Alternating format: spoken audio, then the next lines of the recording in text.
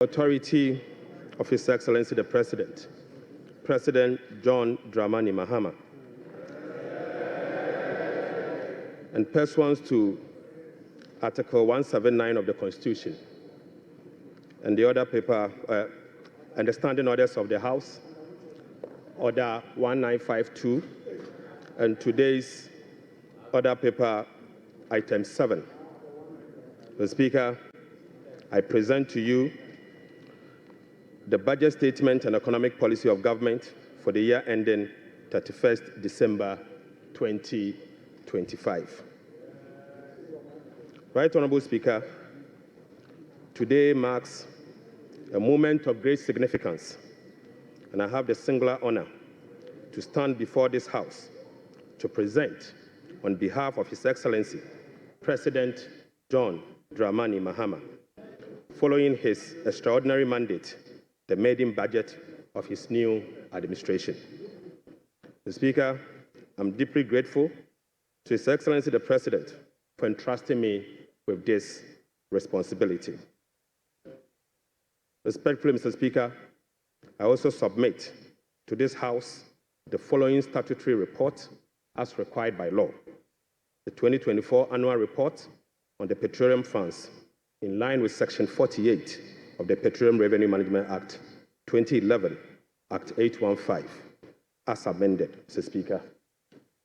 Mr. Speaker, I also submit the 2024 Energy Sector Levies Report in accordance with Section 6 of the Energy Sector Levies Act 2015, Act 899. And finally, Mr. Speaker, the 2024 Annual Report on the collection and utilization of the African Import Union Levy, in line with Section 7 of the African Union Import Levy Act 2017, Act 952. Right Honorable Speaker, with this budget, I will also be seeking a review of the following act to support the policies of government aimed at stabilizing the economy and promoting inclusive growth. The first will be an amendment to the Petroleum Revenue Management Act 2011, Act 815. The second will be the Ghana Infrastructure Investment Fund Act 870. And the second will be an amendment to the Mineral Income Investment Fund Act 2018, Act 978. The Speaker, I will also be seeking amendment to the Energy Sector Levies Act 2015, Act 899. I will be seeking amendment to the Ghana Cocoa Board Act, Act 1984, the PNDC Law 81, as amended. The Speaker, that's not all. I will also be seeking amendment to the Earmark Funds Capping and Realignment Act 2017, Act 947, the Ghana Procurement Authority Act 2003, Act 663, as amended in Act 914. Speaker, I'll be seeking amendment to the Ghana Education Trust Fund Act 2000, Act 581. And finally, Mr. Speaker, I'll also be seeking amendment to the Fiscal Responsibility Act 2018, Act 982, and incorporating into a comprehensive public financial management act. Mr. Speaker, I forgot to add that I will also be seeking amendment to the Revenue Administration Act 2016, Act 915. So, Speaker, we remain committed to the pursuit of our 24-hour economic policy at stimulating economic growth and job creation. Right Honorable Speaker, this policy will contribute to addressing Ghana's structural economic challenge by creating an integrated, efficient, and increasingly export-driven industrial economy that fulfills the utilization of our national resources, capital, and labor power. Right Honorable Speaker, will be presenting the 24-hour economic policy to Parliament in due course. In this respect, Mr. Speaker, the Labour Act, the Ghana Investment Promotion Act, and other enabling legislations will be reviewed accordingly. Mr. Speaker, as part of the effort to stabilize our cedi through foreign exchange and gold reserve accumulation, I will also submit a bill to provide a legal framework for the establishment of the Ghana Gold Board for the consideration of this House. Mr. Speaker, this budget is indeed an abridged version of the 2025 budget statement and economic policy of government. I respectfully request the Hansard Department to capture the entire budget statement and economic policy of government for the year ending 31st December 2025. Mr. Speaker, standing here evokes a sense of nostalgia as I reflect on my journey in public service. From my early days as a young parliamentarian in this House in the year 2009, destiny has guided my path from a backbencher to a member of the Finance Committee, to a Deputy Minister of Finance, to ranking member of the Finance Committee, to Minority Leader, to Majority Leader briefly, and now, Mr. Speaker, as Minister responsible of Finance. Right Honourable Speaker, the invaluable experience I gained in this chamber has shaped my perspective, sharpened my focus, and prepared me for the task at hand. I fully commit to supporting His Excellency the President to fix the economy of Ghana. I take this opportunity to extend my profound gratitude to the good people of Ejumako and Yanesiam, my constituents, and to you, Mr. Speaker, and members of this House across the aisle for your unwavering support throughout my years in this chamber. Mr. Speaker, this esteemed House is a sanctuary of rigorous debate, principled cooperation, and at times constructive disagreement, all in the pursuit of greater good of our beloved country. I look forward to working with you, Right Honourable Speaker, and my colleagues on both sides of the aisle to reset the Ghana's economy through sound policy and structural reforms that will propel our country forward. Mr. Speaker, there comes a time in a nation's history when fundamental challenges must be confronted, difficult choices must be made, and a new course must be set for the future. For Ghana, the defining moment is now. Mr. Speaker, President John Dramani Mahama made a commitment to reset Ghana for jobs, accountability, prosperity. The Speaker, as captured in the NDC manifesto, in this regard, the theme of our budget is resetting the economy for Ghana we want. Right Honourable Speaker, the democratic principles we tirelessly fought for are being held. Our democracy has been consolidated with yet another peaceful transition of power. That notwithstanding, our youth face an uncertain future with growing unemployment and hopelessness. This suggests that the dividend of democracy, such as economic prosperity and social justice, remains elusive. Mr. Speaker, the choice before us as a country are clear. We can either continue on a path of self-destruction by not confronting the problems, or we can embark on a journey of fundamental reforms and transformation, one that resets our economic model, redefines our priorities, honors our social contract, and provides opportunity for all. Mr. Speaker, luckily, President Mahama has chosen the path of reform and transformation. He will fix the economy. He will restore hope and lead us to build the Ghana we want together. Right Honourable Speaker, this budget was preceded by the National Economic Dialogue on the theme Resetting Ghana, Building the Economy We Want Together, on the 3rd and the 4th of March 2025. Through this consensus-building dialogue, the people demanded a decisive action, real solution to the severe challenges that plagued us as a country. Mr. Speaker, the 2025 budget is a culmination of the true aspirations, felt needs, genuine desires of the people of Ghana, expressed through the engagement with diverse stakeholders. As part of our broad consultation also, ahead of the budget, we recently engaged traders at major trading centers, including the Mokola market, to listen to their concerns, gauge their expectations, and elicit their input.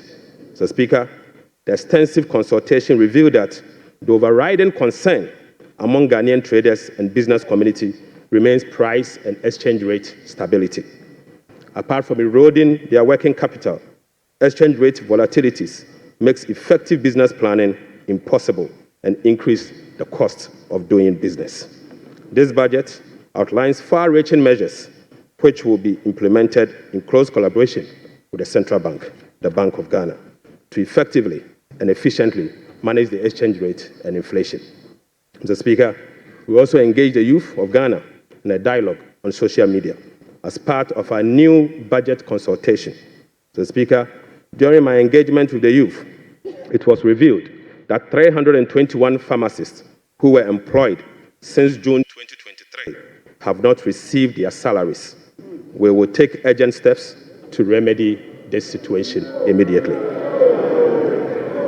Right Honorable Speaker, this conversation was an eye-opening experience, one that strengthened my belief that the voices of the youth matter in designing policies that directly and indirectly impact their lives and future. Mr. Speaker, in the year 2016, I came to this chamber on behalf of the then Minister of Finance, the Honorable Seth Emmanuel Tepe, and led the passage of the Public Financial Management Act 2016, Act 912, to deploy a robust public financial management system. Even though, Mr. Speaker, the Public Financial Management Act remains one of the best in the world, its poor implementation has rendered our public financial management systems weak, allowing for abuse and costly infraction. So, Speaker, President Mohammed's government is committed to the full implementation of this critical legislation. So, Speaker, accordingly, we will enforce the sanction regime, link contracting and public procurement to budgetary provisions in the medium-term expenditure framework, and seek parliamentary approval for all multi-year commitments as required by law.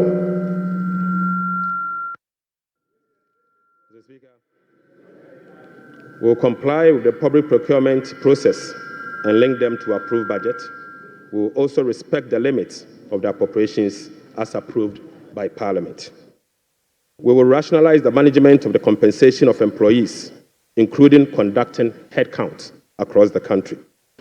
Mr. Speaker, I now turn my attention or my focus to the state of the Ghanaian economy as at 31st December 2025. Right Honorable Speaker, Mr. Speaker, I now focus my attention on the state of the Ghanaian economy as at 31st December 2024.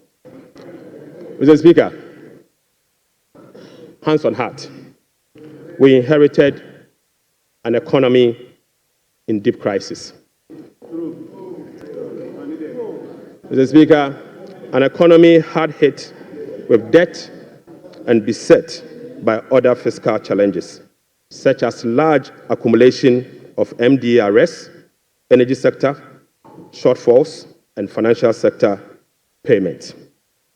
Mr. Speaker, weak commitment control and reckless public spending have reversed the progress made in fiscal consolidation, even under the IMF program that commenced in the year 2023. Mr. Speaker, notwithstanding the gains made under the IMF-supported program that was to achieve through the painful sacrifice of domestic bondholders, external creditors, and taxpayers, the economy remains in distress.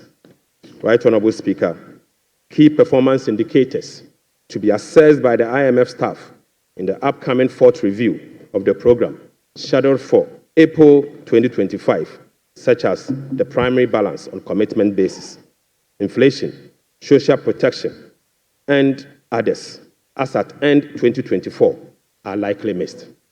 Right Honorable Speaker, in addition, all structural benchmarks due by end December 2024 are also missed. So, Speaker, inflation worsened in the year 2024 from 23.2% in the year 2023 to 23.8% in 2024. So, Speaker, the 2024 end period inflation also exceeded the budget target of 15% by 8.8 percentage points and the IMF central target of 18% by 5.8 percentage points. Unfortunately, This has triggered a discussion with IMF under the Monetary Policy Consultation Clause. Right, Honorable Speaker, the primary balance on commitment basis worsened from a deficit of 0.2% of GDP in the year 2023 to a deficit of 3.9% in the year 2024. Mr. Speaker, the primary balance on commitment basis target for 2024 was a surplus of 0.5% of GDP. Sadly, the previous government recorded a deficit of 3.9 percentage point of GDP. This presents a slippage of a whopping 4.4 percentage points. Right, Honorable Speaker. At the end of December 2024, total central government arrears amounted to 67.5 billion Ghana cedis, representing 5.2% of GDP. The Speaker, with the road sector recording an arrears of 21 billion Ghana cedis. The Speaker, when I assumed office on the 23rd of January 2025, my office was inundated with requests for payment from many contractors and suppliers. To ascertain the total arrears and outstanding payment for all MDAs, the Ministry of Finance decided to formally request all MDAs on the 28th of January 2028 to submit information on all arrests and outstanding claims for validation. Subsequently, Mr. Speaker, the Ministry of Finance held a special hearing with the MDAs to validate the arrests that were submitted for payment. The response from the MDAs and the validation revealed that a staggering amount of 67.5 billion Ghana cedis is owed to government contractors and suppliers. Mr. Speaker, this consists of MDA's outstanding interim payment of invoices worth 49.2 billion and bank transfer advice at the Controller Accountant General worth 18.3 billion Ghana cedis. Mr. Speaker, this 67 billion excludes 1.73 billion US dollars owed to independent power producers. This 67 billion also excludes 68 billion Ghana cedis owned by Electricity Company of Ghana to contractors. Mr. Speaker, this 67 billion US dollars also exclude the 32 billion owned by the Ghana Cocoa Board to contractors. And Mr. Speaker, this 67.5 billion also excludes the 5.75 billion owned by the Ghana Road Fund to various contractors. Right, Honorable Speaker, the Bank of Ghana is also seeking an amount of 53 billion Ghana cedis as bailout to be able to address their negative equity challenge that they face. Mr. Speaker, as part of the measures to address these mounting accumulated arrests, we have commissioned an audit of these arrest payments and guarantee value for money before a penny will be paid. Mr. Speaker, before a penny will be paid, we'll commit to do that arrest. Right, Honorable Speaker, in addition to the 67.5 billion cedis in arrests, the validation process also revealed that MDAs have awarded contract to the tune of a minimum 194 billion Ghana cedis. Mr. Speaker, this amount represents 16.5% of GDP as at the end of 2024, with the road sector again alone accounting for 100 billion Ghana cedis. Mr. Speaker, most of these contractors and most of these contracts were awarded without commencement certificate and authorization. Mr. Speaker, this is in blatant violation of the Public Financial Management Act 921. Right, Honorable Speaker, let me now update you on our debt service obligations. Mr. Speaker, apart from the huge arrests and commitment, our fiscal situation is further complicated by huge bullet debt service and constrained fiscal financing options. Currently, Mr. Speaker, the government option to finance the budget is limited to only Treasury bill market following the debt restructuring program.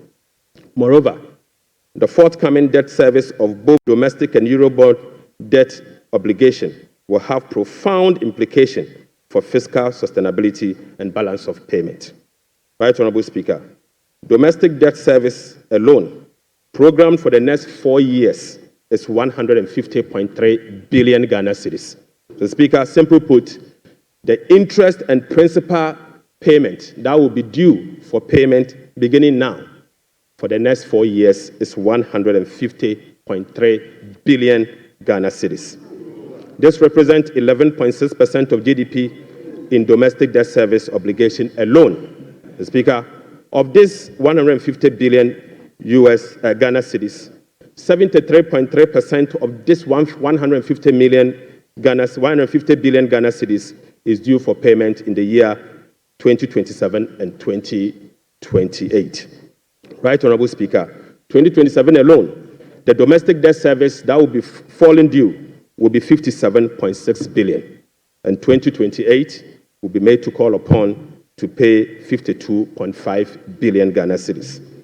So, Speaker, the debt service obligation of 2027 and 2028 are major harms. These harms are cancerous and pose significant risks to the economy of Ghana. But, Mr. Speaker, touch wood, we shall fix it. We shall fix it. Mr. Speaker, our debt service obligation of this financial year is equally burdensome with significant harms. February, we were called upon to pay 9.9 billion.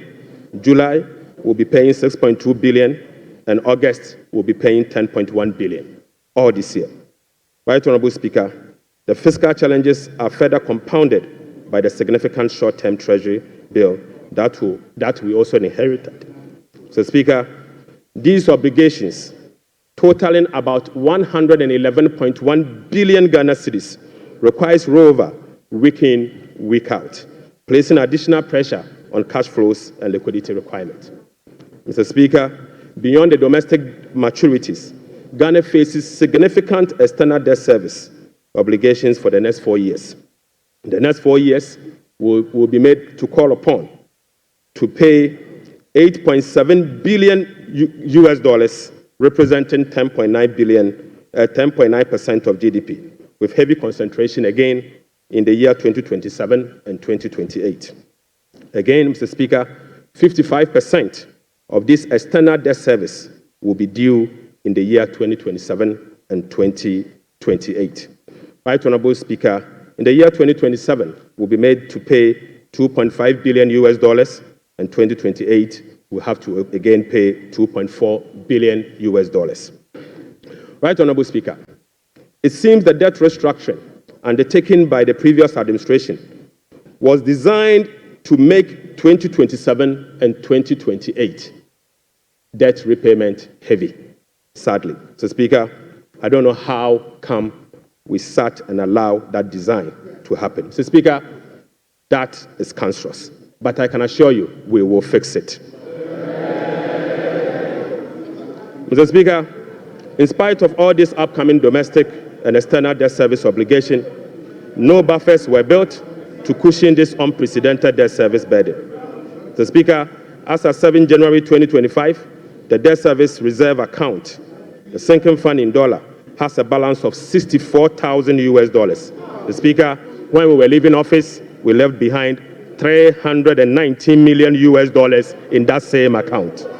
The Speaker, the debt service reserve CD account had an amount of 143 million Ghana cedis. Right, Honorable Speaker, when we were leaving office, the balance was 430 million Ghana cedis. The Speaker, I now move you to stalled project. The Speaker, due to the bilateral creditors' debt restructuring that is ongoing, undertaken by previous administration, a staggering number of 55 projects have been halted. Mr. Speaker, this leaves a massive amount of $3 billion in undisbursed loans and about $300 million in outstanding interim payment certificates, IPCs. Some of these projects include the famous Ifia Kwanta Hospital, the Kejetia Market Phase 2, the Bolgatanga Boko Pomacrom Road, and the Tema Aflawa Road project. Delayed payment and demobilization from site could result in cost overruns of over $1.1 billion. Right, Honorable Speaker, the IMF-supported program imposed an annual disbursement ceiling of $250 million for all bilateral loans that are being restructured. This constraint means that it will take a minimum of 12 years to complete all of this stalled program. Mr. Speaker, unfortunately, as a result of the debt restructuring or this stalled program, working with the IMF will take a minimum of 12 years if we decide to go business as usual. We'll be engaging in the coming days to resolve this challenge. Mr. Speaker, I now take you to the famous energy sector fiscal risk. Mr. Speaker, the increase in energy sector financing shortfall is posing significant risk to the Ghanaian economy. In the year 2024, the Ministry of Finance supported the energy sector with payment of about 20.8 billion Ghana cedis. These resources could have been used for job creation and other development programs, like roads, schools, and hospitals, if the sector inefficiencies were resolved. Mr. Speaker, a recent exercise conducted by the Energy Sector Financing Modeling Team under the Energy Sector Recovery Program, ESRP, revealed that the business-as-usual energy sector financing shortfall has increased significantly to about 35 billion Ghana cedis for the year 2025 alone, even after spending in excess of 20 billion cedis in the year 2024. Right, Honorable Speaker, more importantly, the shortfall for the period 2023 to 2026 has been estimated to be about 140 billion Ghana cedis. Mr. Speaker, this amount is 20 times more than the allocation for goods and service for all MDAs in the year 2025. Mr. Speaker, in addition, the energy sector shortfalls, which relate to current invoices that are largely unpaid legacy arrears due to the independent power producers.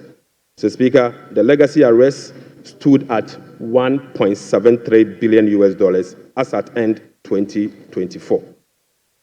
Right, Honorable Speaker, the cocoa sector, which has long been the backbone of the Ghanaian economy, is sadly on its knees, owing to gross mismanagement. Mr. Speaker, the sector faces declining output and financing challenges, characterized by unsustainable debt, rover cocoa contract risk, and quasi-fiscal expenditures, including cocoa roads, which, Mr. Speaker, is a non-core function of the Ghana Cocoa Board. Right, Honorable Speaker, cocoa production has dropped by nearly 50% over the past 3 years. In the year 2023-2024 crop season, Cocoa Board was unable to supply 330,000 tons of cocoa to meet its contractual obligation. This sharply decline has affected the finances of Ghana Cocoa Board. This undersupply has been rolled over for subsequent years for the new administration to pay. Mr. Speaker, these 2023 to 2024 forward sales contracts, locked in at lower prices than the current market rates, have resulted in revenue losses of about $840 million for both Ghana Cocoa Board and the impoverished cocoa farmer. Right, Honorable Speaker, the rollout cocoa contract has resulted in a loss of $495 million for the year 2025 alone. Mr. Speaker, these are the risks in relation to the market price differentials and, as a result, costs causing the smuggling that we see with Ghana Cocoa Board. Mr. Speaker, Cocoa Board outstanding debt amount to 32 billion Ghana cedis, of which 11.92 billion is due to be paid in the year 2025. Outstanding cocoa road contracts reached 21 billion Ghana cedis, approximately $1.3 billion in the year 2024, of which only 4.4 billion has been accounted for in Cocoa Board's finances for the year 2025.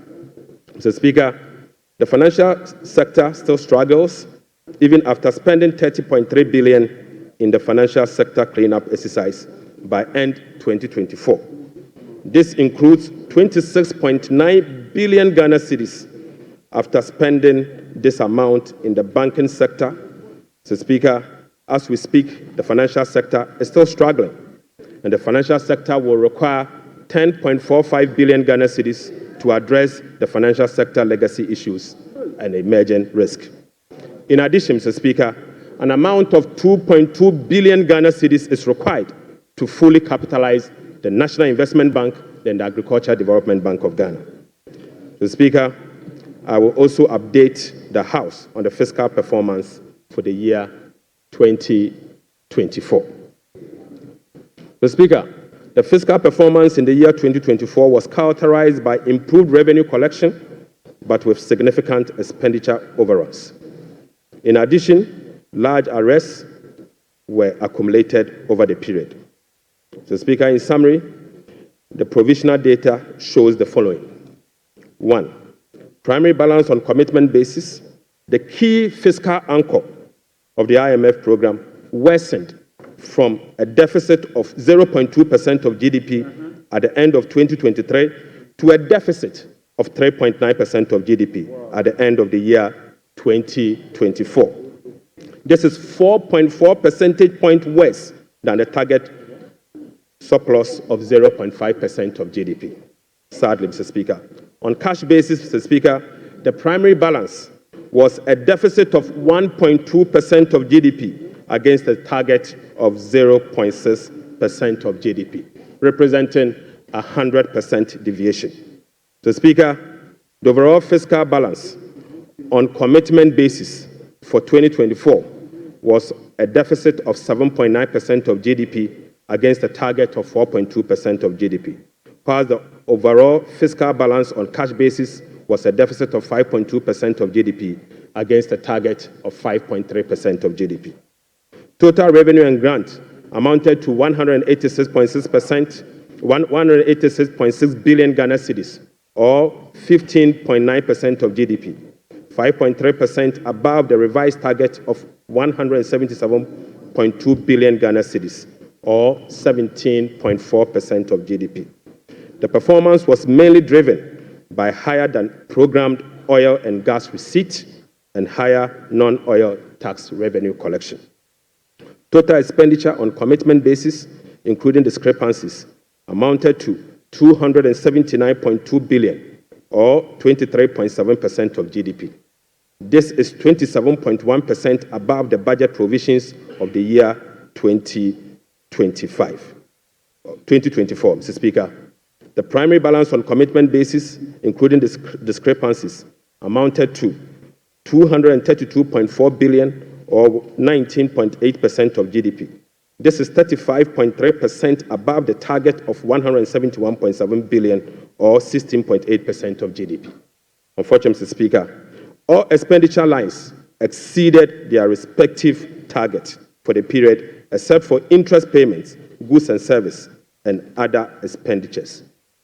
Right Honorable Speaker, the discrepancies for the year 2024 being unclassified expenditure was 3.8 billion Ghana cedis as compared to 12.9 billion Ghana cedis in the year 2023. Mr. Speaker, at the end of December 2024, provisional data indicate that gross central government and guaranteed debt was 726.7 billion from 610 billion in 2023. This represents 61.8% of GDP in 2024, compared to 68.7% in the year 2023. Mr. Speaker, it is instructive to note that the debt to GDP ratio and the dollar component of our debt that has come down, that has reduced, is as a result of the 37% haircut on principal of Eurobond debt under the debt restructuring. Mr. Speaker, it is important to know that. Mr. Speaker, Right Honorable Speaker, it is instructive to note that the debt to GDP that has reduced is as a result of the 37% haircut on principal and interest that were given to Eurobond bondholders. So, Speaker, you may recall that the government commenced the debt restructuring program in the year 2022 to restore debt sustainability and economic stability. As of now, the restructuring process is approximately 93% completed. The remaining 7% relate to debt of $2.7 billion owed to commercial creditors. We are committed to completing the remaining debt restructuring as soon as possible. Mr. Speaker, real sector development in the year 2024. Right Honorable Speaker, provisional 2024 GDP statistics published by the Ghana Statistical Service on the 10th of March 2025 shows that overall real GDP growth increase. So Speaker, at the end of increased to 5.7% in the year 2024. So Speaker, I take that again. The Speaker, provisional 2024 GDP statistics published by the Ghana Statistical Service on the 10th of March 2025 show that overall GDP growth grew by 5.7% of GDP in the year 2027, compared to the growth rate of 3.1% recorded over the same period. Mr. Speaker, the key driver of this growth was largely coming from gold mine. Mr. Speaker, including Galamsey. Including Galamsey. Mr. Speaker, Galamsey growth cannot be sustainable. Mr. Speaker, non-oil GDP growth. Mr. Speaker, the non-oil GDP grew by 0.6% in the year 2024, compared with the growth rate of 3.6% recorded in 2023. Mr. Speaker, the gross international reserves increased to a stock position of $8.98 billion at the end of 2024 and was enough to cover 4 months of imports, exceeding the target of a floor of 3 months of import cover. At the end of 2024, the currency had depreciated by 19.2% against the US dollars, 17.8% against the euro, against the British pound, Mr. Speaker, and it had depreciated by 13.7% against the euro. Mr. Speaker, Right Honorable Speaker, it is what it is. The state of our economy is troubling, but we will fix it. Mr. Speaker, touch wood, we will fix it. But Mr. Speaker, it will require some sacrifices, truthfulness, transparency, and discipline. We will take strong measures to confront the situation head on. Mr. Speaker, the sacrifice must come from all stakeholders, beginning with the government. Mr. Speaker, His Excellency the President appreciates this and has led the charge by significantly downsizing his government from the Elephant 88 to the Umbrella 60. Mr. Speaker, he has also reduced the number of his government ministries from the Elephant 30 to the Umbrella 23. Mr. Speaker, as part of the contribution to the resetting agenda, organized labor has followed suit by working with government and employers association to agree on a modest 10% increase in base pay and minimum wage for the year 2025. Right Honorable Speaker, on behalf of His Excellency the President, I would like to express my profound gratitude to organized labor and employers. Mr. Speaker, ordinary Ghanaians have also sacrificed by enduring the negative impact of severe currency depreciation since 2022. Hyperinflation, high food inflation, principal and interest haircuts, soaring interest rates, among others. Mr. Speaker, it is now time for the people's representative, the members of Parliament, and the judiciary to also follow suit. I would like to call on all other stakeholders, including the business community, faith-based organizations, academia, and civil society to support this national call. So, Speaker, our immediate task is to reset our nation, to restore good governance, reduce the excruciating suffering of our people, and set our country on a trajectory of economic transformation. Mr. Speaker, our vision is to build a prosperous and a democratic state, anchored on the principles of freedom and justice, providing equal opportunities for all. Mr. Speaker, through this vision, we will work together to build the Ghana we want.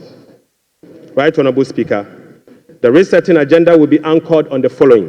1, restoring hope in our democracy, renewing trust in public officials, and helping every Ghanaian attain their full potential.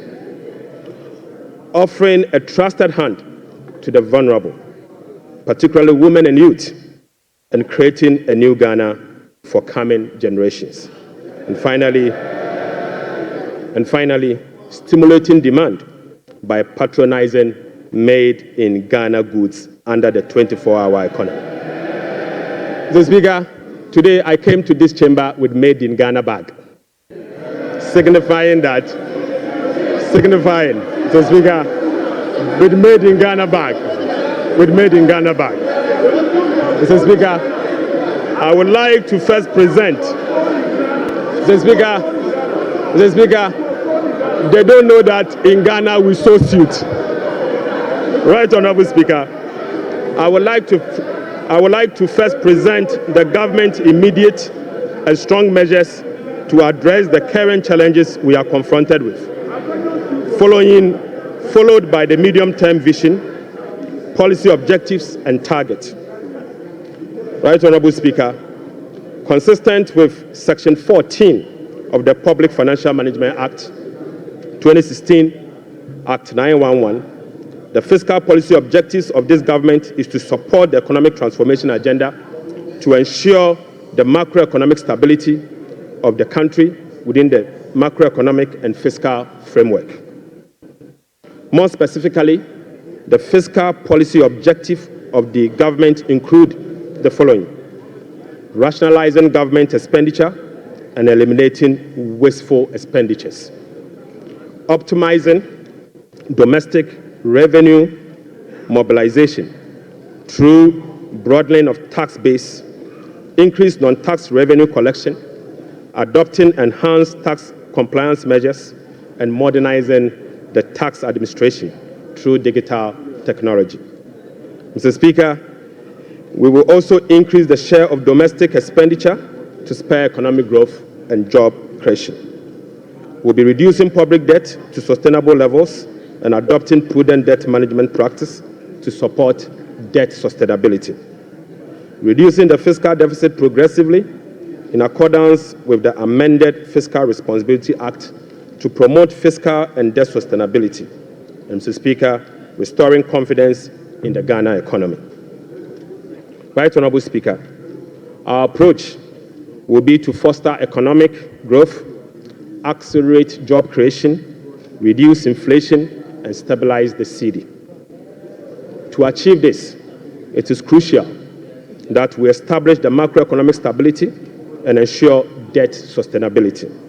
Mr. Speaker, we are confident that by prioritizing these fundamental elements, we can cultivate an environment where individuals can prosper and businesses can thrive in Ghana. Mr. Speaker, Ghanaians, through the recent National Economic Dialogue, have expressed a clear desire for fiscal deficit and public debt to be reduced through cuts in government spending rather than through only tax measures.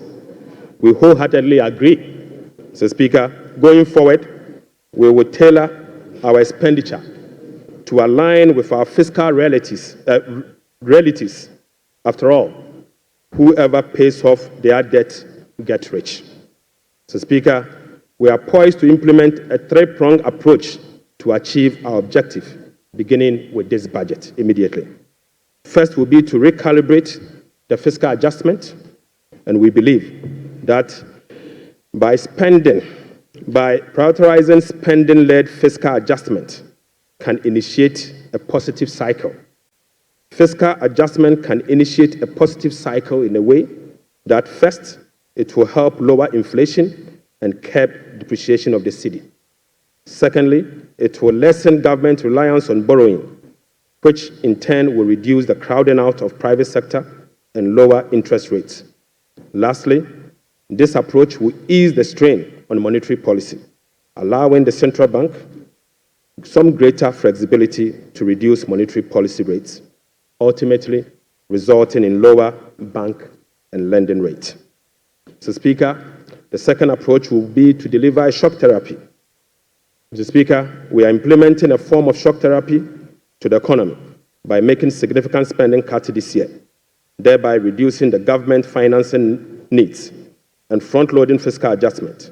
This is the down payment for our policy credibility and creditworthiness. Right Honourable Speaker, our third approach will be to restore fiscal responsibility.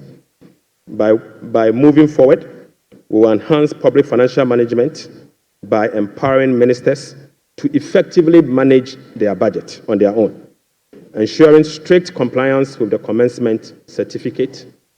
Mr. Speaker, we'll be passing and enforcing a revised Fiscal Responsibility Act. And finally, we will enforce the sanction regime for non-compliance of the Public Financial Management Act.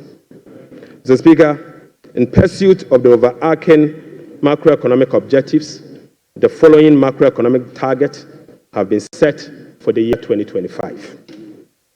Overall real GDP growth of at least 4% of GDP.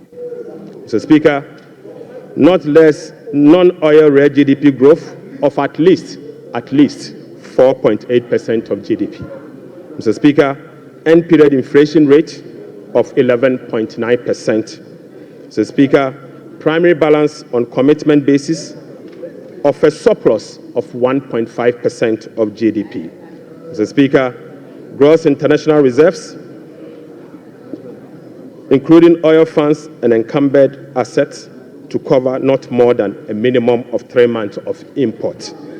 Mr. Speaker, to address inflation, government will implement a number of measures to complement the Bank of Ghana and monetary authorities. Mr. Speaker, the measures to stabilize the exchange rate include the following. We will be establishing the Ghana Gold Board to enhance the generation of accumulation of forex to support the stability of the Ghana cedi. The Bank of Ghana will continue to implement its FX forward auction to support the stability of the Ghana cedi. Government strong fiscal consolidation through the reduction in public sector spending and the fiscal deficit will reduce the pressure on the exchange rate. Mr. Speaker, our import substitution drive under the 24-hour economy involving domestic production of key products originally imported will reduce import and related FX requirements, boding well for FX stability. Right Honourable Speaker, we are addressing the inflation problems through a number of measures, including the following. First, specific interventions, including the Agriculture for Economic Transformational Agenda, is expected to increase food production and reduce food inflation. Government will implement policies that target items with large weight in the CPI basket, such as transportation and utility, to reduce their prices. Mr. Speaker, our aggressive fiscal consolidation drive aimed at reducing the fiscal deficit and borrowing will contribute significantly to reducing inflationary pressures. Right Honourable Speaker, our strategy to improve exchange rate stability will reduce imported inflation and fuel prices. And Mr. Speaker, the Bank of Ghana will maintain an appropriate monetary policy stance and use its liquidity management interventions to support the disinflation process. Right Honourable Speaker, to achieve our expenditure-led fiscal consolidation objectives, we will implement the following measures. Mr. Speaker, I now take you to our expenditure measures. Mr. Speaker, the following expenditure measures will be implemented in 2025 and the medium term to support fiscal consolidation agenda. First, we will conduct a comprehensive audit to validate the quantum of arrears and commitment as at 31st December 2024. Mr. Speaker, the mandatory use of blanket purchase order to capture multi-year commitment contract in line with our medium-term expenditure ceilings will be implemented. We will amend the Public Procurement Act to provide for an independent value for money office to scrutinize government procurement. Mr. Speaker, we will also work with Parliament to amend the Public Procurement Act to make commencement certificate and budgetary provision a prerequisite for all procurement that will be paid by the central government. Mr. Speaker, we will fully integrate GANEPS and GIFMIS to ensure that only MDA's projects and purchase orders that have approved budget and allotment can obtain procurement approvals. Mr. Speaker, we will operationalize the compliance desk at the Ministry of Finance to monitor reports on commitment and arrears accumulation. Mr. Speaker, aside that, we will publish a PFM league table for compliance purposes. We will strictly enforce sanctions under the sections 96 to 98 of the Public Financial Management Act for breaches of the PFM Act, specifically those that relate to arrears accumulation and commitment control. Right, Honorable Speaker, we will cut waste, and we will cut it very deep. Mr. Speaker, in this regard, we have selected expenditure items including the Ghana Cares, the U-Start, One District, One Factory for complete elimination. Mr. Speaker, we will reassign the functions of development authorities such as Coastal Development Authority, the Northern Development Authority, the Middle Belt Development Authority to the district assemblies and do away with the development authorities. So, Speaker, we will amend the Petroleum Revenue Management Act to allocate all ABFA resources for infrastructure use, not for goods and services, but for infrastructure use. So, Speaker, the National Health Insurance will receive full allocation under the earmark funds capping and realignment act. So, Speaker, the road fund will receive full allocation under the earmark fund and capping and realignment act. So, Speaker, JNPC share of net carried and participating interest from 30, we will reduce the GNPC share of net carried and participating interest from 30% to 15% and fully restore transfers to GNPC under the earmark fund and capping alignment act. Right, Honorable Speaker, we'll be amending the Mineral Income and Investment Fund Act to ensure that 80% of the royalties originally maintained by MIF is transferred to the Consolidated Fund for Infrastructure Development. Right, Honorable Speaker, we will strengthen social protection through the implementation of new interventions such as the no academic fee policy for all first-year students in public tertiary institutions under the No Fee Stress Initiative. Mr. Speaker, it also includes the free tertiary education for persons with disability, free primary health care, the Ghana Medical Trust Care, otherwise known as Mahama Care, and free sanitary pads for schoolgirls.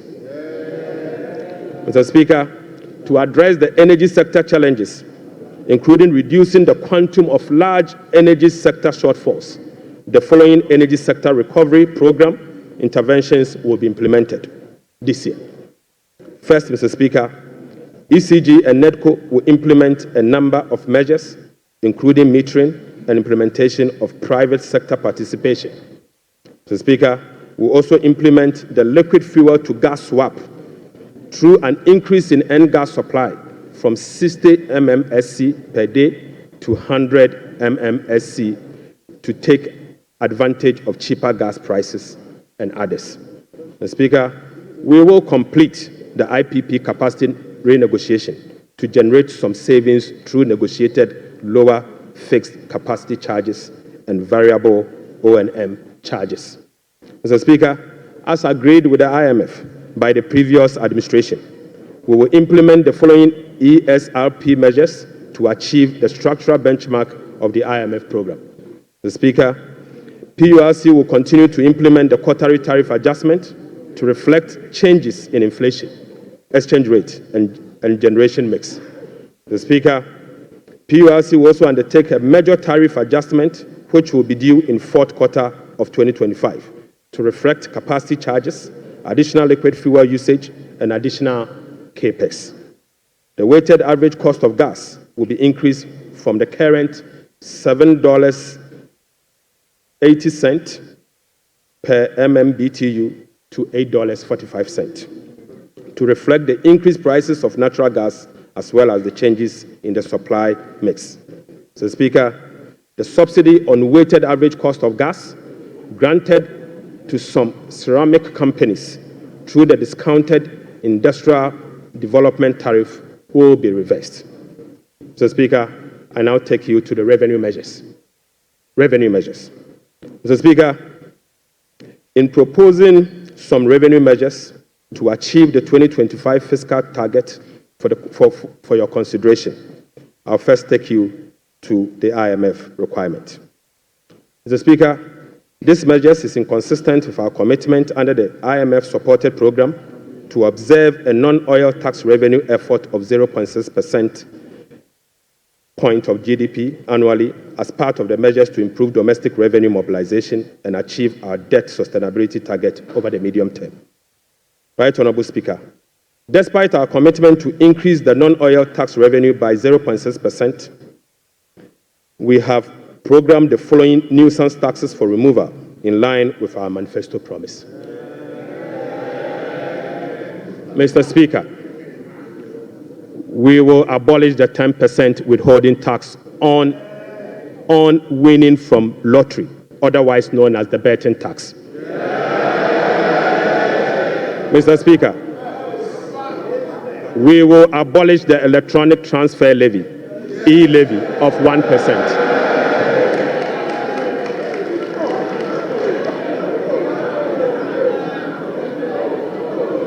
Mr. Speaker, we will abolish the 10% withholding tax on betting. We will abolish the electronic transfer levy, e-levy of 1%. We will abolish the emission levy, otherwise as a Wusie tax. We will abolish the VAT on motor vehicle insurance policy. Mr. Speaker, we will abolish the 1.5% withholding tax on unprocessed gold by small-scale miners.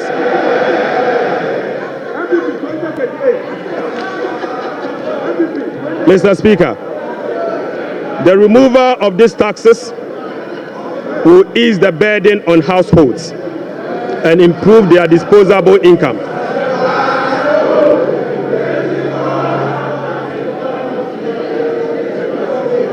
Right Honorable Speaker, the removal of these taxes will ease the burden on households and improve their disposable incomes. In addition, it will support business growth and improve tax compliance. Mr. Speaker, Right Honorable Speaker, the tax refund account has been abused in recent years. In the last 8 years, a study revealed that 29.1 billion Ghana cedis had accrued to the tax refund account, with only 12.5 billion Ghana cedis, representing 43% of the total accrued amount, being used for tax refund purposes.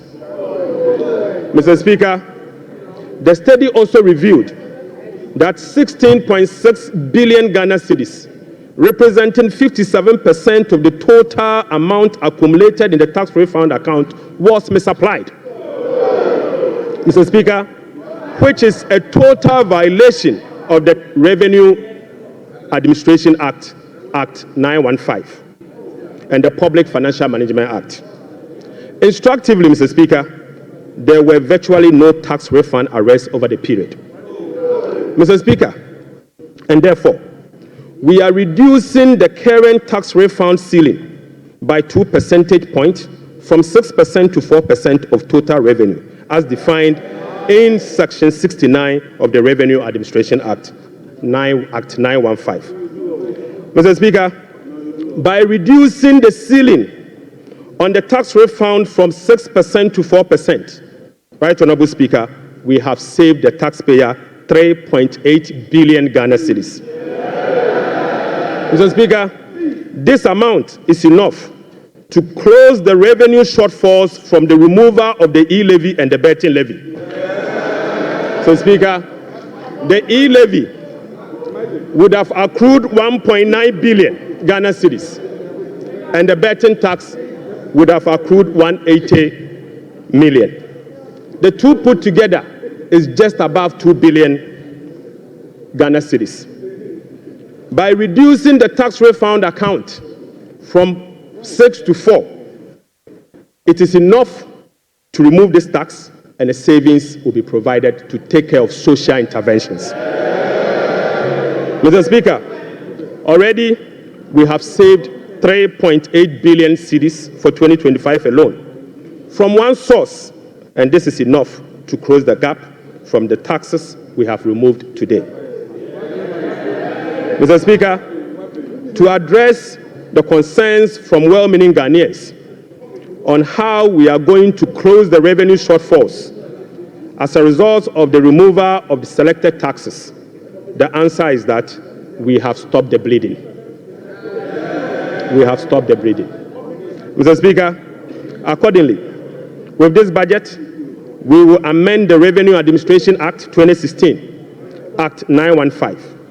This measure will improve the tax revenue net of tax refund by 2%, representing 0.3% of GDP. Mr. Speaker, in line with government policy, the 2025 minimum wage recently negotiated with the National Tripartite Committee will be zero rated. This is consistent with our resolve to protect the poor and the vulnerable.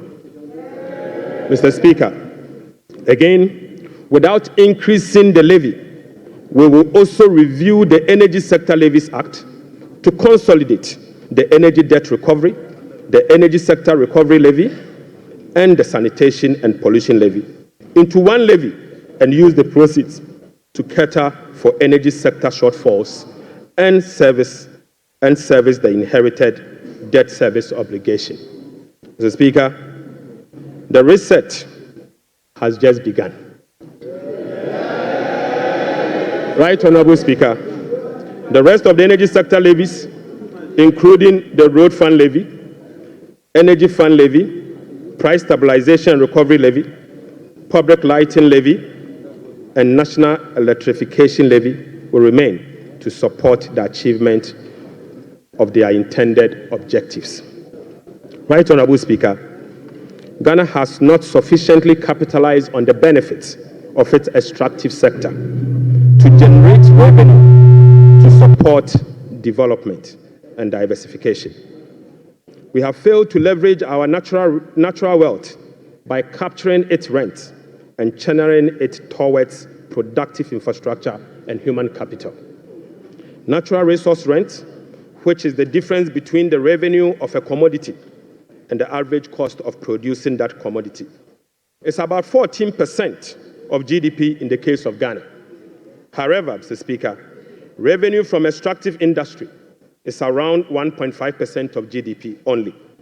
This is because, as a country, we have failed to fully capture the economic rent of our natural resources. Mr. Speaker, whereas global gold prices have seen some significant increase in recent times, Ghana has not been able to take full advantage of the development.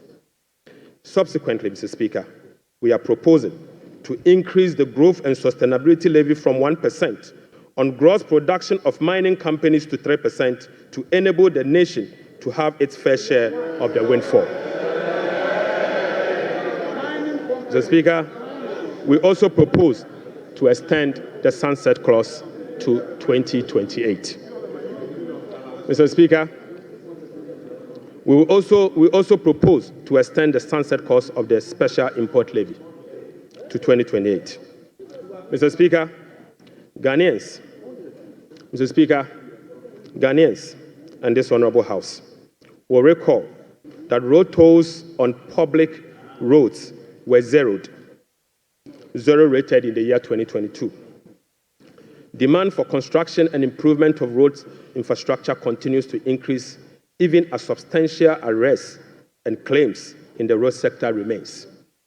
Right, Honorable Speaker, while the annual average collection from road tolls have not been significant compared to its potential, the existing zero-rated policy for road tolls has increased the situation and dimmed the prospect of raising enough revenue from tolls to road construction and maintenance. Accordingly, government will work with the stakeholders, including the private sector, to roll out a technology-driven solution to reintroduce road tolls this year as part of the big push. Right, Honorable Speaker, we will also strengthen the legal and regulatory regime for non-tax revenue and enforce the framework to improve service delivery. This will be achieved through the introduction of an overarching non-tax revenue legislation, amendment of existing relevant laws, and the development of a national non-tax revenue strategy and policy. Mr. Speaker, as part of the reforms to improve other non-tax revenue streams, government will explore the operationalization of a regulatory framework for collection, management, and reporting of property rates consistent with our medium-term revenue strategy 2024 to 2027 and the Local Government Act. Mr. Speaker, we believe that the local authorities must be given the opportunity to collect their own property rates. Mr. Speaker, the current compliance rate for SMEs and personal income tax is below 30%, which is extremely low. Government will embark on an aggressive and sustained tax education campaign in the next 2 to 3 years to ensure improved compliance and tax revenue mobilization. We will also institute a quarterly dialogue on tax issues among the Ghana Revenue Authority, Ministry of Finance, and the business community to ensure that issues affecting businesses are addressed promptly. Mr. Speaker, I now take you to VAT reforms. Right, Honorable Speaker, we commit to the people of Ghana and this House, the business community, that we will undertake a comprehensive value-added tax reform this year. Mr. Speaker, with the aim to review the current distortions and cascading structure of the value-added tax regime. Ghana's effective rate, VAT rate, is about 22%. This is obviously because the 2.5% Get Fund levy, the National Health Insurance levy of 2.5%, and the COVID levy are well added to the base for a final determination of what is due for VAT purposes. Mr. Speaker, aside the high VAT rate, businesses are not permitted by law to claim their input VAT for NHIL, Get Fund, and COVID levy, compounding the burden on households. Right, Honorable Speaker, our VAT regime has been distorted and rendered inefficient. It combines both VAT and sales tax principles with a flat rate, standard rate, and levies. We have requested for technical assistance from the Fiscal Affairs Department of the IMF on VAT reforms. It is expected that the IMF mission will commence in April 2025.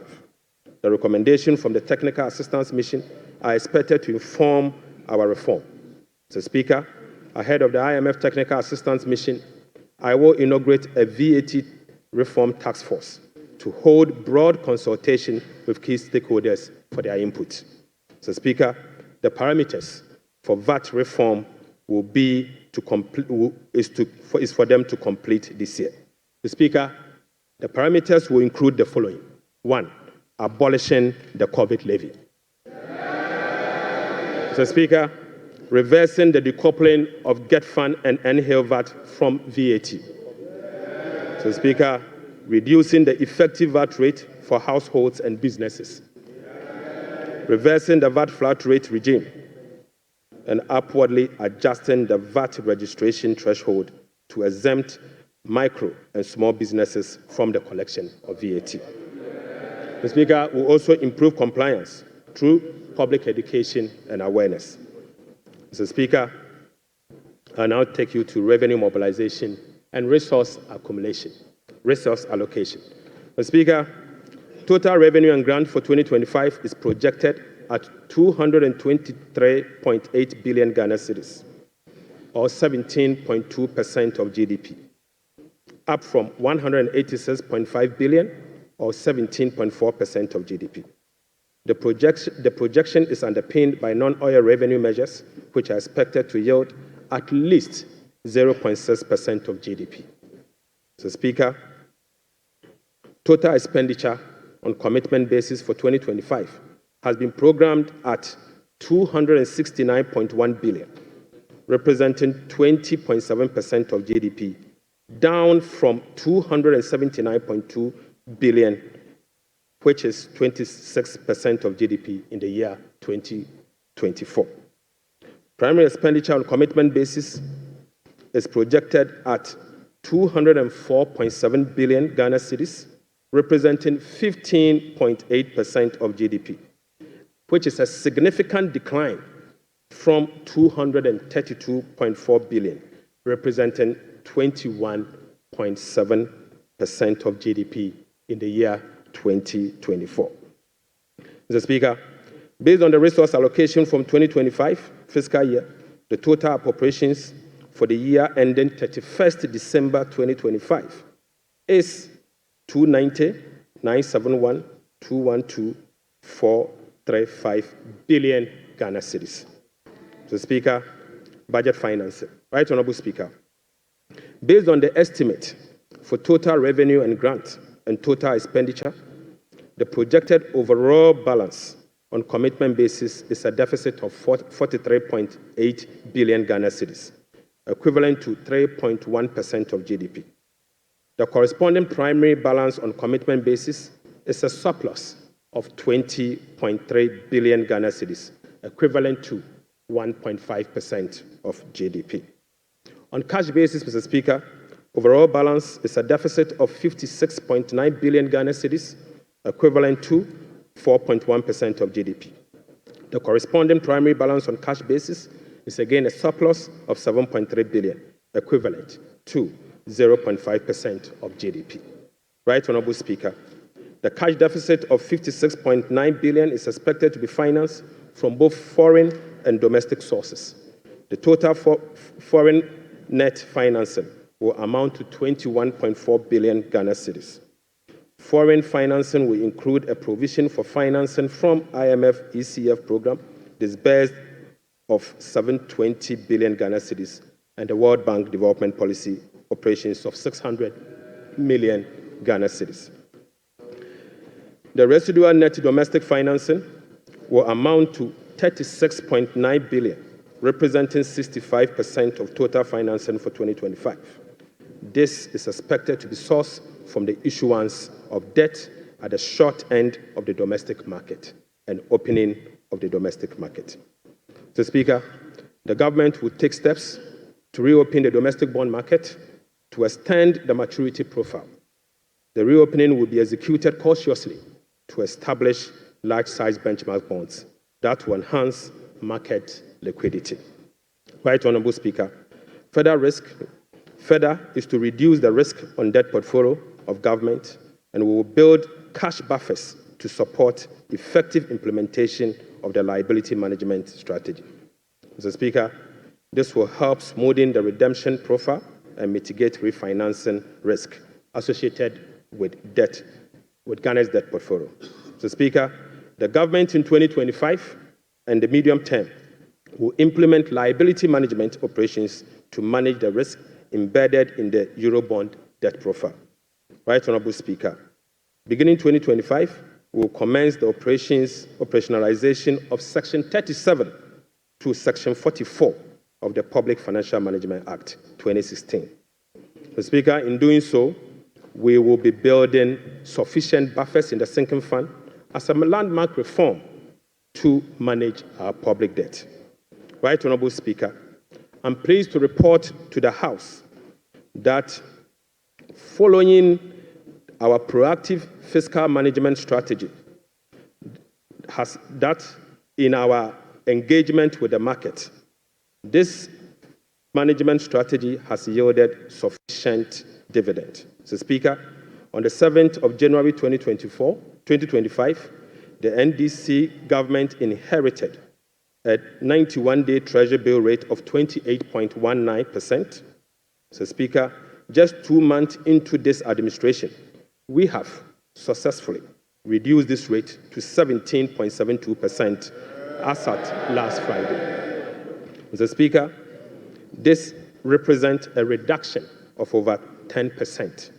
In other words, 1,047 basis points in just 2 months. Mr. Speaker, similarly, on the 7th January 2024, we inherited a 182-day Treasury bill rate at 28.92%. We have again successfully reduced that rate to 18.97% as at Friday, 7th March 2025. This represents a reduction of 995 basis points in only 2 months. Mr. Speaker, again, on the 7th of January 2025, we inherited a 364-day Treasury bill rate of 30.15%. We have successfully reduced this rate to 19.93% as at Friday, 7th March 2025. Mr. Speaker, this represents a reduction of 1,022 basis points in just 2 months.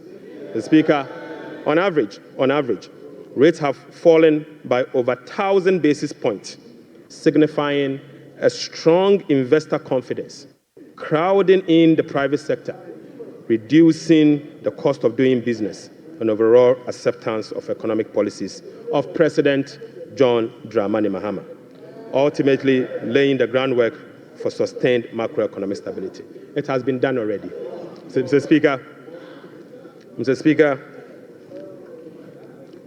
Right Honourable Speaker, the key policy intervention to support economic transformation and job creation agenda include the following.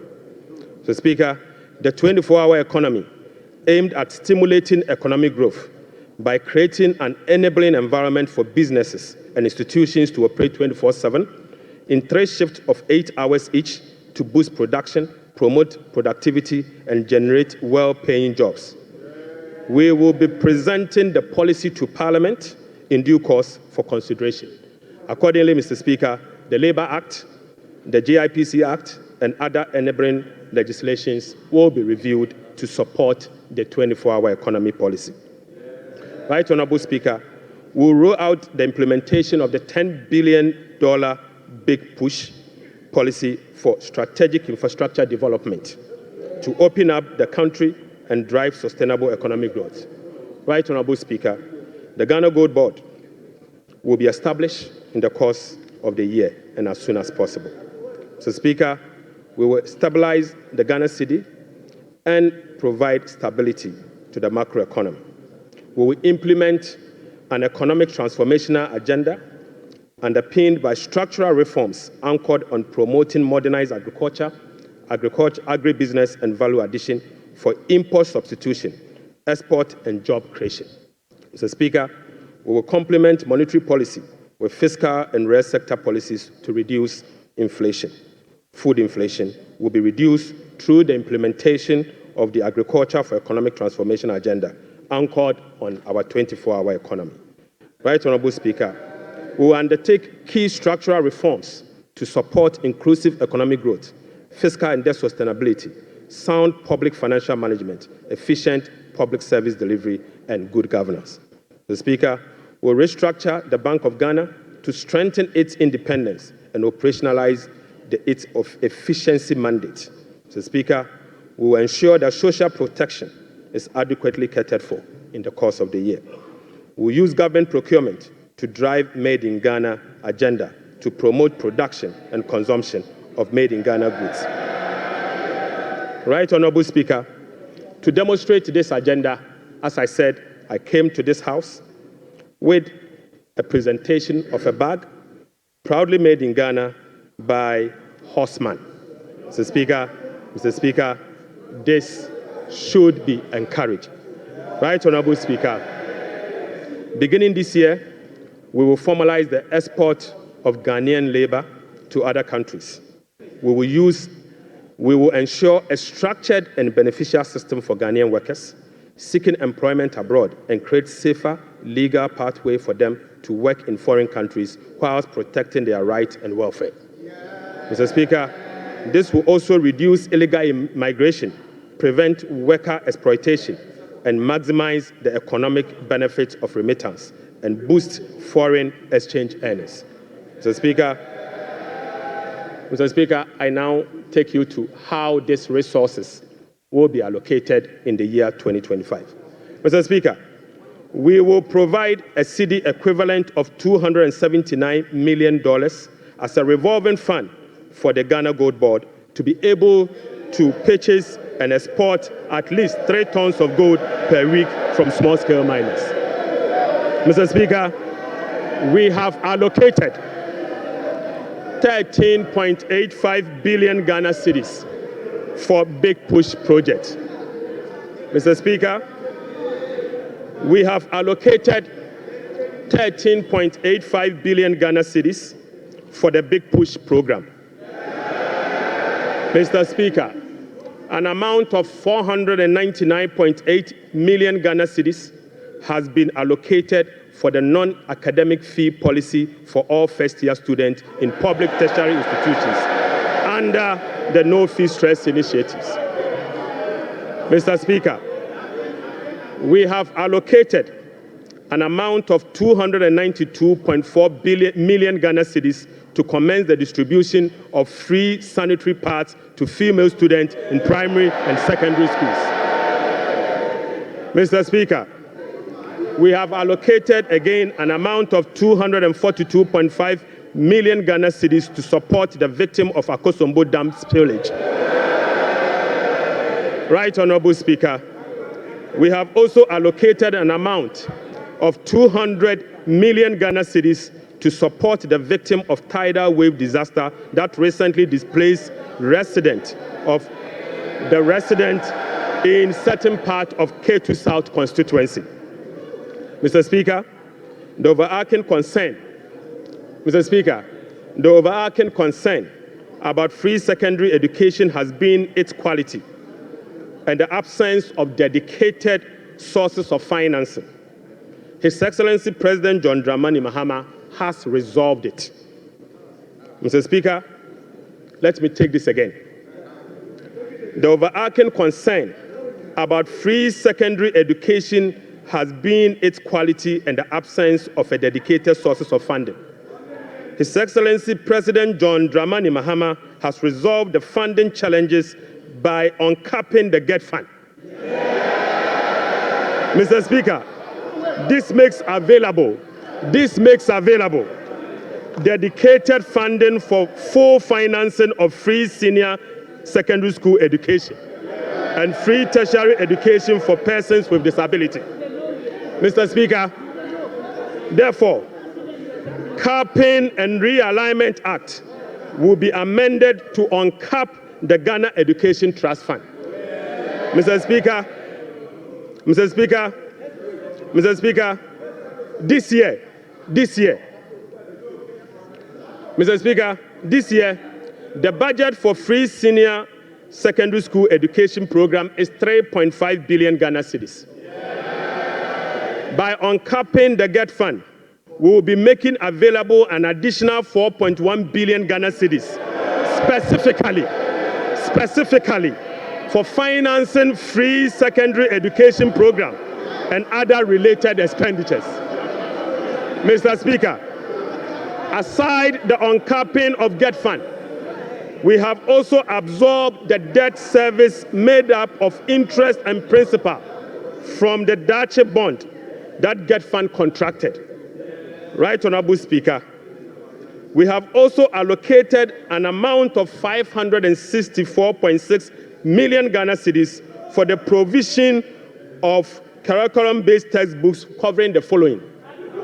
1, 4 sets of KG books and workbooks for about 2.8 million learners.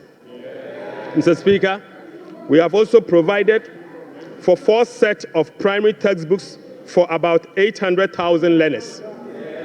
So, Speaker, we have also provided for 9 sets of SHS textbooks for about 540,000 learners. Right Honorable Speaker, under the school feeding program, budgetary provision has been increased from the 1.3 billion Ghana cedis last year to 1.78 billion Ghana cedis. Mr. Speaker, representing a 33% increase. The allocation for 2025 reflects an increase in feeding costs per meal, per child, from the 1 cedi 50 pesos to 2 cedis, representing 33.3%. Mr. Speaker, the government has also allocated 145.5 million Ghana cedis to the capitation grant, up from 84 million Ghana cedis in 2024. This is an increase of 73.4% over the previous year. Mr. Speaker, we have also allocated 203 million Ghana cedis for the payment of teacher training allowances and another 480 million Ghana cedis to nursing training allowances. Mr. Speaker,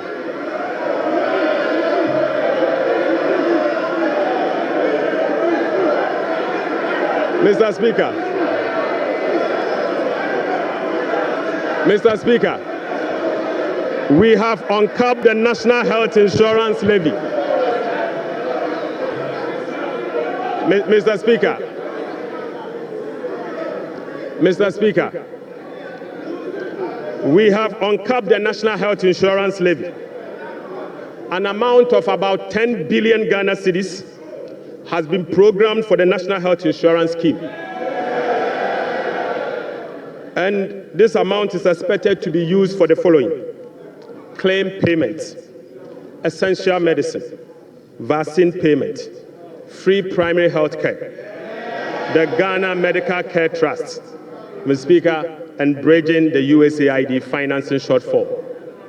Mr. Speaker, in the year 2025, government will continue to implement reforms and increase budgetary allocation to enhance the implementation of 4 targeted social protection programs, namely National Health Insurance, the LEAP program, the school feeding program, and the capitation grant. Right Honorable Speaker, under the LEAP program, beneficiaries will be increased from the current 350,000 to 400,000 beginning July 2025. The allocation of 728.8 million Ghana cedis for last year has been increased to 953.5 million Ghana cedis in the year 2025. So, Speaker, we have also uncapped the road fund. An amount of 2.81 billion Ghana cedis has been programmed for the Ghana Road Fund to be used solely for road maintenance. This represents an increase of 155% over the 2024 allocation of 1.1 billion Ghana cedis. 1.1 billion Ghana cedis. Mr. Speaker, we have also allocated an amount of 7.5 billion Ghana cedis to the District Assembly Common Fund. In accordance with our decentralization policy, we propose to Parliament that a minimum of 80% of the funds allocated to the District Assembly Common Fund should be sent directly to the district assemblies to spur economic growth and at the district level to deepen decentralization. Right Honorable Speaker, I repeat, we have allocated an amount of 7.5 billion Ghana cedis to the District Assemblies Common Fund.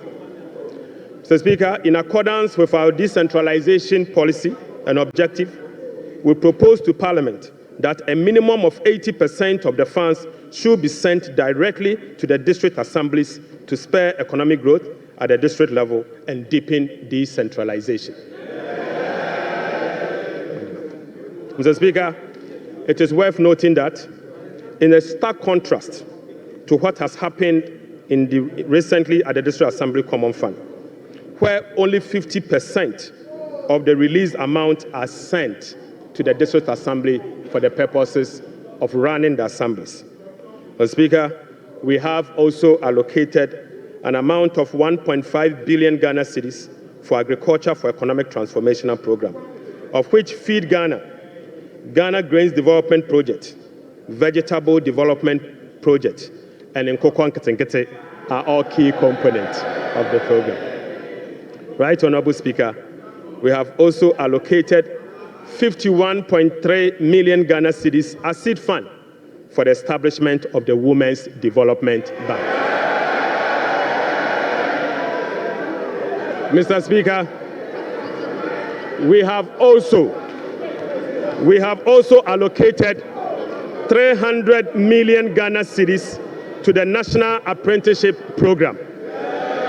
Mr. Speaker, I repeat, we have also allocated an amount of 300 million Ghana cedis to the National Apprenticeship Program.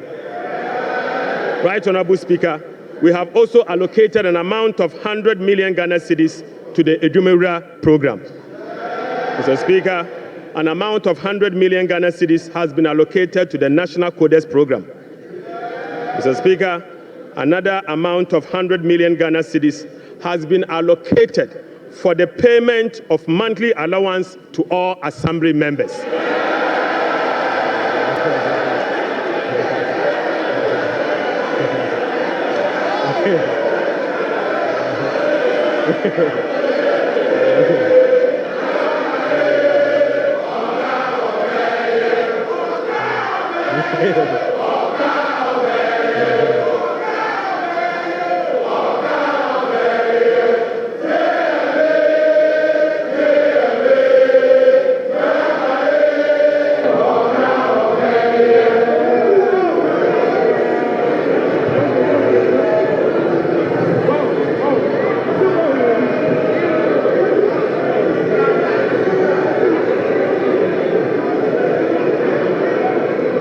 Mr. Speaker, Right Honorable Speaker, sector ministers will be presenting to this House a detailed sectorial performance and outlook, as well as,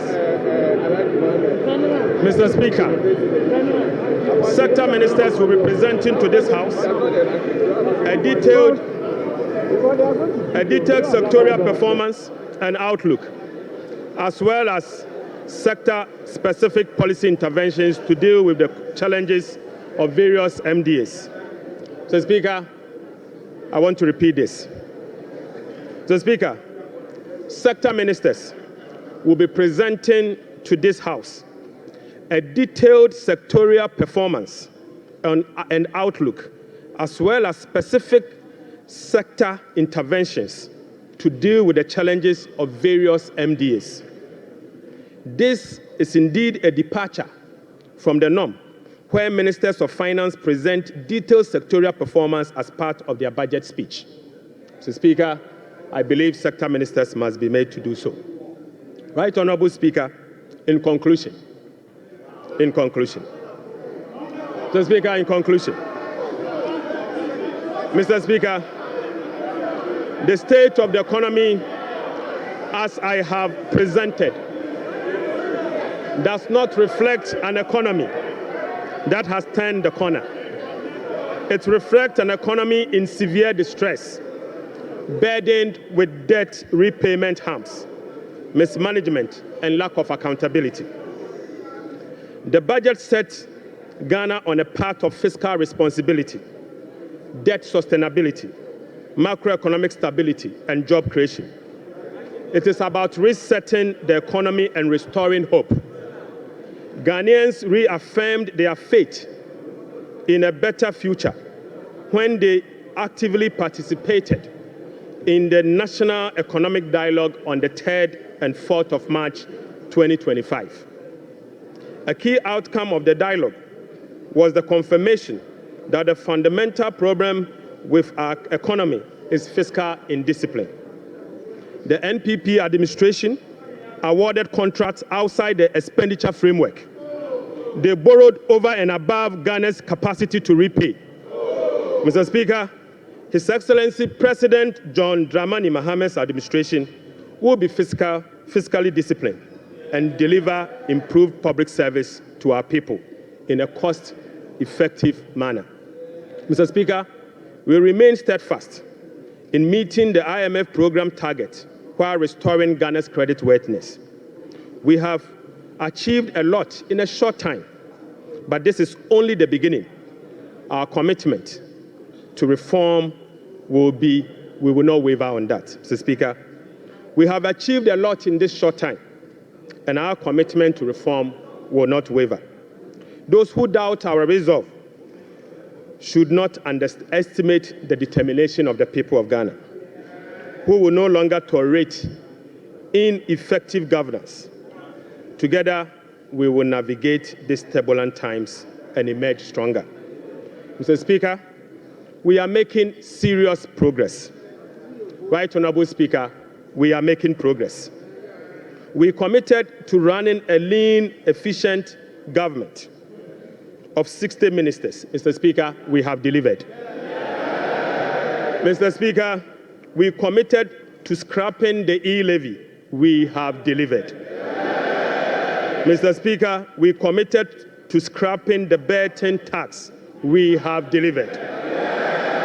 Right Honorable Speaker, we committed to eliminate academic fee for first-year public tertiary students. We have delivered. Mr. Speaker, we committed to providing free tertiary education for all people with disability. We have delivered. Mr. Speaker, we committed to providing dedicated source of funding for free secondary education. We have delivered. Mr. Speaker, we committed to distributing sanitary pads to our schoolgirls. We have delivered. Mr. Speaker, we committed to uncap Get Fund. We have delivered. Mr. Speaker, we committed to uncap the national health insurance. We have delivered.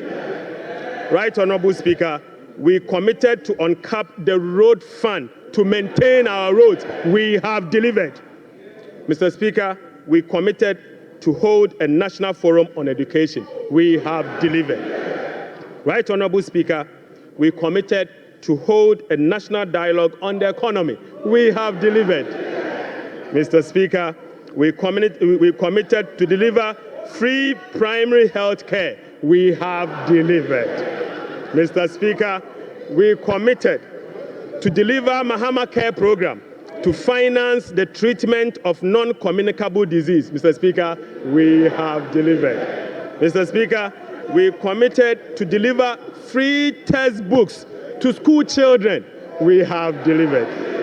Mr. Speaker, we committed to begin the implementation of $10 million Big Push program. Mr. Speaker, we have delivered. Mr. Speaker, we committed to constitute a review process for our Constitution. Mr. Speaker, we are delivering. Mr. Speaker, we committed to build the Ghana we want together. We are delivering. Right Honorable Speaker, we committed to recover all looted state funds under our Operation Recover All Loot program. We are delivering. Mr. Speaker, we committed to reset Ghana. We are delivering. Right Honorable Speaker, I call on Parliament, the business community, civil society, investors, and all citizens to support the bold reforms outlined in this budget. Together, Mr. Speaker, we have the power to build a resilient economy that will help us tackle the challenges we face as a country. This budget is a foundation upon which we will build a more resilient and equitable society. Mr. Speaker, this budget is not just about numbers. It is about a blueprint for growth, stability, and opportunity. With unity and determination, we can restore faith in our economy, foster innovation, and uplift every Ghanaian.